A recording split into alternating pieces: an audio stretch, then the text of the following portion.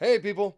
Thanks for tuning in to Cult Rhino today. I'm Smith. I'm going to give you some of your top headlines, things that maybe happened over the weekend or in the end of last week. Put them together, try to compress it, make it quick, give you just a really quick rundown so you're going into your day knowing some of the things that are currently happening. And here we go. Somebody named Fauci is going to be in some trouble, probably. I think for the first time ever, the House and Senate have all worked together and they have all passed a bill and they have slid it over to Biden saying that Biden needs to declassify intelligence on the COVID 19 origins. So now we're waiting on Biden to see what he does, and we're going to see if Mr. Fauci happens to be extremely responsible for a lot of the problems this country's had in the past couple of years. Not just the deaths and the sicknesses, but the loss of businesses, the loss of jobs and careers, the homelessness, everything else can be possibly tallied up under Anthony Fauci's name. So we're going to find out. There could be some other, for instances, linked to it too. Look at this. This is from the Epoch Times. They are saying that ivermectin was linked to fewer deaths in COVID 19, something we all knew, but they refused to say because they wanted you to take remdesivir. For some reason, nobody knows why. In fact, the WHO advised against using remdesivir because it causes your kidneys to collapse, so many other things. The biggest side effect from taking too much ivermectin include skin rashes, nausea, and vomiting. Side effects from remdesivir can be kidneys shutting down and death. And in fact, the amount of deaths accredited to remdesivir is not being published, but it's pretty huge. Ivermectin, if Fauci and the CDC had listened to science rather than trying to push whatever agenda they were pushing, a lot less people would be dead. It almost seems like Fauci and the CDC had an agenda. We just need to find out what that was. Hopefully, this first piece of legislature sliding across Biden's desk will help us start to get to the bottom of why Fauci did this. It seems like Rand Paul is trying to get to the bottom of it in Washington, and we'll get to the bottom of it here, hopefully. Next up, this wonderful state I live in, Colorado. It's starting to be known as Colorado because we are right on the heels of becoming California with all the crazies and just fascists that are trying to run this state.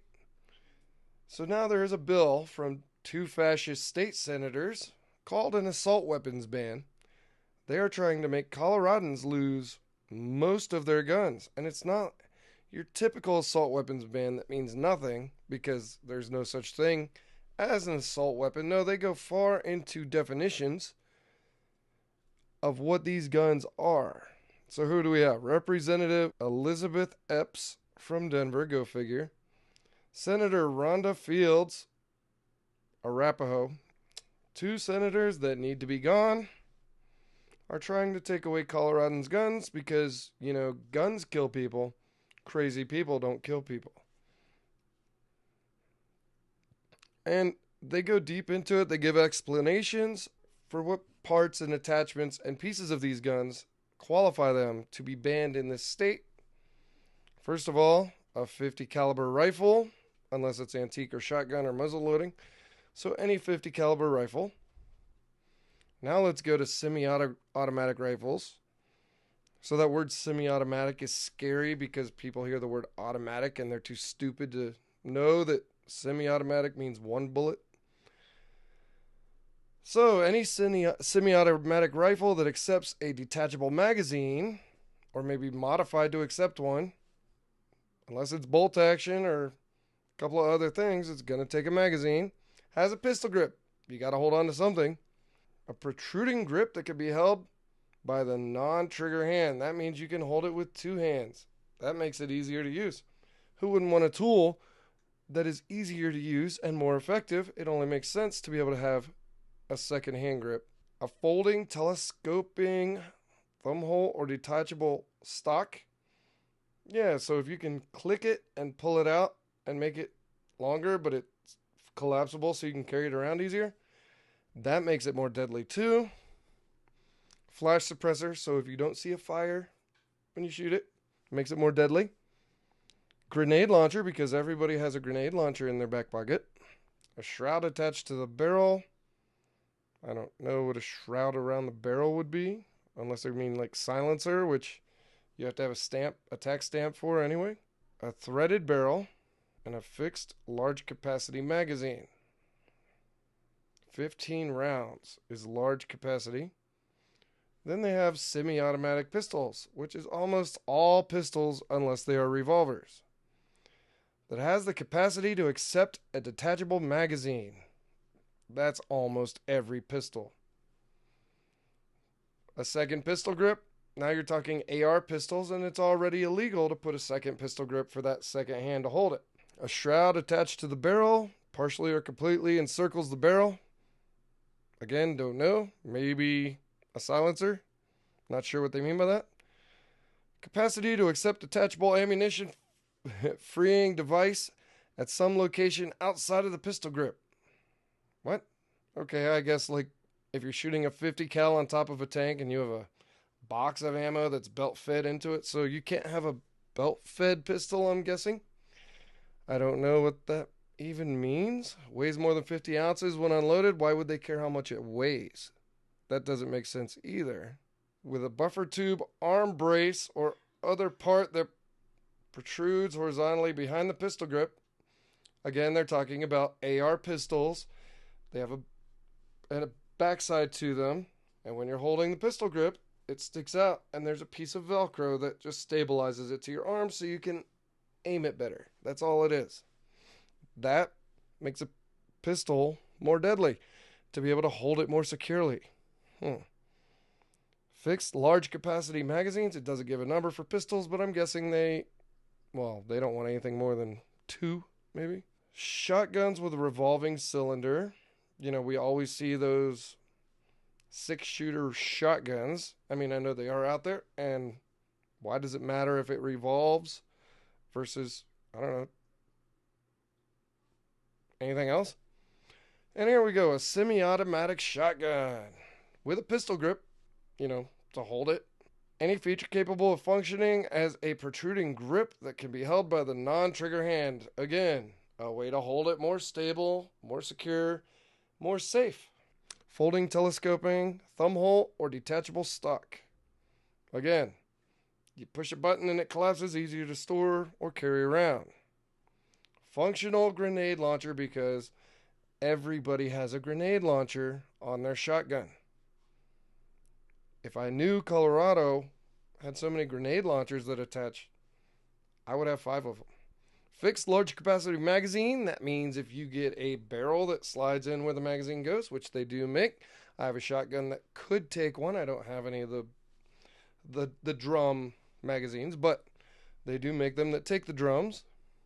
Or large capacity would be more than 5. I don't know what they count as large capacity. A belt ammunition feeding device. Again, nobody's carrying around a shotgun and a can of ammo on a belt that feeds into the shotgun. Any firearm with a rapid fire trigger activator. That is code for a bump stock. A bump stock, it's a way to hold the gun with your finger in front of the trigger, and once you hit it the first time, the gun will bounce back and forth, usually off of your hip. It'll bounce and cause it to fire more rapidly. It's called a bump stock, and that is the wording they're using for bump stock. Again, bump stock has nothing to do with making a gun more deadly. It just happens to be a thing to make it more efficient. So Colorado is going the way of the dodo, just like California, and they're going to try to take away... Wow, they're talking pistols that take magazines? I mean, they're trying to take away... That's got to be 90% of guns in Colorado. Unless I'm missing something here, they are working on passing this bill right now. And Governor Polis is such a shrew pushover. He would be happy to sign this bill. If this passes, it will be the beginning of the end. You go around and try taking people's guns. Go try to take everybody's everything. See how it goes. Then you'll learn why Biden hadn't done it. Obama didn't do it. Nobody's going to try to do it. So go Colorado. Way to be fascist. Way to be stupid. The guns are black mainly, right? Guess they're racist. They want to get rid of the blacks. So another one out today. We got fun with good old Mexico. Mexican President Obrador has some problems right now. Remember last week when the cartel kidnapped people, Americans, killed two of them weren't killed, and then they turned them over? What happened with that?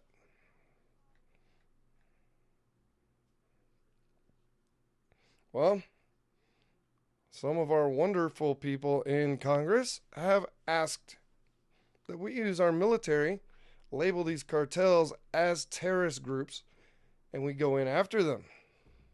So, Mexican President Obrador, whatever, is mad that we want to go in there and actually take care of these people who are doing everything from personally killing citizens of the U.S. to creating fentanyl and sending it across the border to kidnapping kids and sending them to the U.S. or coming into the U.S., kidnapping our kids and taking them out of the U.S. for sex trades and things like that. But no, Mexican President Obrador is upset that we would even suggest going after the cartels. What did he say? We are not going to permit any foreign government to intervene in our territory, much less that a government's armed forces intervene. Yeah. So after they kidnap our people, Obrador doesn't see why we have a problem with the fact that he can't control his country. Why do you think all the people want to leave? Because Mexico sucks. The way it's ran sucks. It's always sucked. And this idiot is just running it farther into the ground, letting the cartels take over even more. So Representative Crenshaw, a.k.a. Jack Sparrow, is the one who said on Wednesday that we should go to Mexico and use our military force targeting the drug cartels. What does Obrador say? In addition to being irresponsible, it's an offense to the people of Mexico. And Mexico does not take orders from anyone. Senator Lindsey Graham, another one that's not so great, said we should put Mexico on notice and wanted to introduce legislation to classify some Mexican drug cartels as foreign terrorist groups. So yeah, it's not only because of the kidnappings, but also because of the fentanyl being pushed, and we do need to do something about it. And what does Obrador say? Republican lawmakers want to use Mexico for their propaganda, electoral, and political purposes. We will make the call to not vote for that party. So what he's saying is he can't do a damn thing if we decide to do it, but he's going to tell Mexicans in the U.S., and depending on what your state, doesn't even matter if they're legal, not to vote Republican. That's his threat. I will tell Mexicans over there not to vote Republican. They're here because he sucks at his job. Why would they listen to him? Do they want this to be the next little Mexico? Doesn't make sense. But as far as the fentanyl is concerned, what does Mr. Obrador have to say about it? Fentanyl is your problem. This idiot goes on to say that Mexicans don't take fentanyl. Fentanyl is an American problem. There is not a fentanyl ring going on down there. No problem with fentanyl. It's all Americans. It's because he says Americans might be turning to fentanyl because they are in single-parent families, parents who kick grown children out of their houses, and people who put elderly relatives in old age homes. That is why the U.S. has a fentanyl epidemic, not because cartels are getting ingredients from China, creating the fentanyl, putting it in all kinds of things, and sending it over here. He's saying that doesn't happen, when in fact, the government's already acknowledged in the past that fentanyl production at labs in Mexico using chemicals imported from China. Fentanyl has been blamed for about 70,000 opioid deaths per year in the U.S. So the article goes on to say there is little debate among U.S. and even Mexican officials that almost all the fentanyl consumed in the U.S. is produced and processed in Mexico. Mexico needs somebody to do something about the way it's being ran. To me, and I don't know this for sure, seems like Obrador is more worried about defending the cartels than he is about getting to the bottom of it and getting rid of the lawlessness of the cartels. Could President Obrador be dirty and in bed with the cartels? Would it surprise anybody if it was true? I don't know. Seems like he's really worried about his brothers in the cartels. Maybe someone should look into that a little bit more. And the cartel we're talking about actually turned its own men over. I don't know why. Perhaps because they're feeling the heat of the U.S. military, which isn't even activated yet, but it's being talked about. They took their guys who kidnapped these four, tied them up, left them with a note for the police, and the note said, "We have decided to turn over those who were directly involved and responsible for these events. The five had acted under their own decision-making and lack of discipline." The letter also accused the men of breaking the cartel's rules of protecting the lives of the innocent. So basically, that is the cartel's way of getting scared that now the U.S. military might come in and take care of them. And that's all Mexico needs, is for us to go in there and kick in the doors, turn it into another Iraq. Who knows? Maybe one day Mexico won't be the lawless 1850s town that it is. And the people will quit jumping ship and having to come here because life is good and people are good. And even with the problems we have, Mexico sucks. So go Obrador. If not dirty, at least bad. So that's the president of Mexico. And possible war with Mexico. That would be funny, wouldn't it? Did anyone even know Mexico had an army? I don't think so. I have a couple of more stories to run over with you for today. Turns out our government is crooked. Nobody knew that. Yesterday I talked about how the FBI has been using loopholes and workarounds to spy on Americans. Well, now it's going even farther. Now, the FBI and even your local police have been spying on people, and it just happens to be a side effect of them using your cell phone to go after somebody else. But either way, no matter how they're doing it, they're able to get into your information, your location data, and we just don't know how much of this they're using. So here we go. Now the Secret Service and ICE are doing it.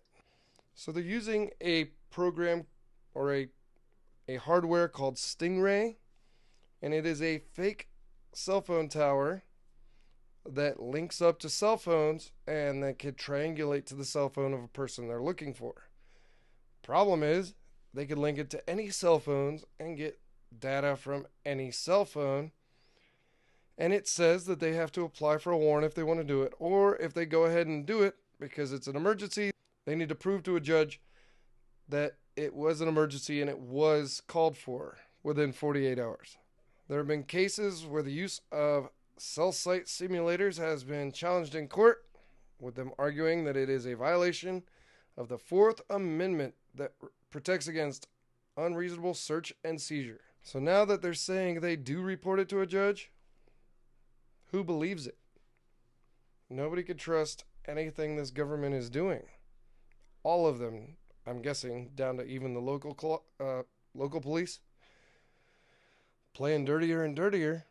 They've probably been dirty this whole time. It's just that now it all happens to be coming out in the open.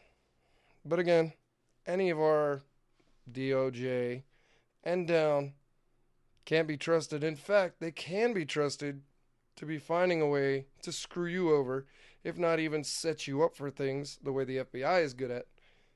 You can't trust them. And now with Colorado, and I'm sure California and everybody else is going to follow those ridiculous gun laws and try to ban guns, violate our constitutional amendments to carry guns. since they are becoming the government that the Second Amendment is written about, the Second Amendment gives people instructions what to do to keep that Second Amendment. So who would guess that they're going to use things like Stingray and everything that the FBI has been doing to go after people who don't turn over, I'm guessing, 90% of their guns? I don't think it works quite like that. And then going back to the story from earlier about declassifying the COVID-19 thing, looking into Anthony Fauci and how he's been handling this whole COVID debacle, I crunched some numbers. Some are harder to get than others. So we do have some numbers on COVID. So I decided to compare numbers. Now, when looking into the worst things that have happened in recent world history, like COVID, but the closest thing I could come to is World War II. So when we look at the death tolls of World War II, Hitler killed 6 million Jews, but he also killed about 15, maybe more million people between war and genocide and everything. Exterminations. Hitler's probably well over 20 million people he's killed. The numbers on COVID right now are not totally in, but so far in the past, however long, since 2020, so far we're looking at a base number of 6,866,434 people dead from COVID.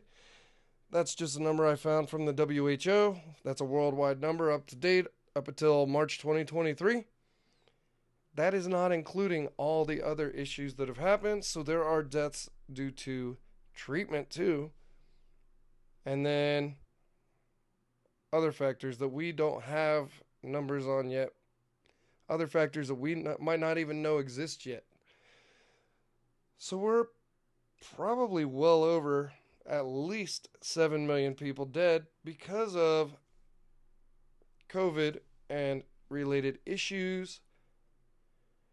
And if it turns out that Fauci was funding the research in Wuhan through the NIH or the NIAID or working through the CDC, but I think it's the NIH.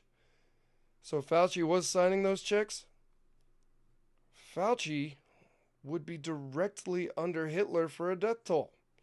That would make Fauci America's Hitler. Let's see if Rand Paul could get any more information squeezed out of him. Let's see if Fauci could get up crying that people are just out to get him some more, because that's what he's been going to lately. Now that everything he's been saying has been flipped around and we've been finding out the truth, everything he said on the stand in the Senate has been lies and runarounds and talking in circles. And I think he knows he's done. And it will be wonderful to sit and watch Fauci go down. I just hope he lives long enough for someone to actually get in office to do something about people who create worldwide epidemics like this. Anyway, that's it for your morning news, morning topics, whatever you want to call it. Thanks for watching. I'm Smith. This is Colt Rhino. No pants.